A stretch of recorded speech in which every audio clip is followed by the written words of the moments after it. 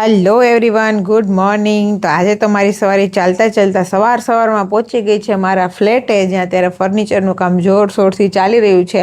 અને જો આવું જ જોરશોરથી ચાલશે ને તો હું ટૂંક સમયમાં ત્યાં શિફ્ટ થઈ જઈશ, અહીંયાથી ત્યાં ધક્કા નહીં ખાવા પડે.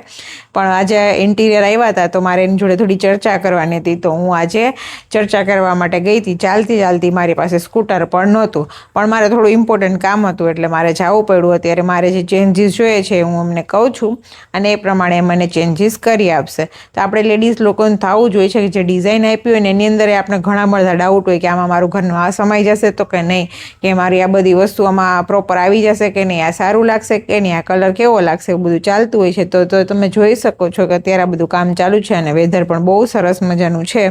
અને હું પાછી ચાલતા નીકળી ગઈ. હવે હું એક રિક્ષાની શોધખોળમાં છું.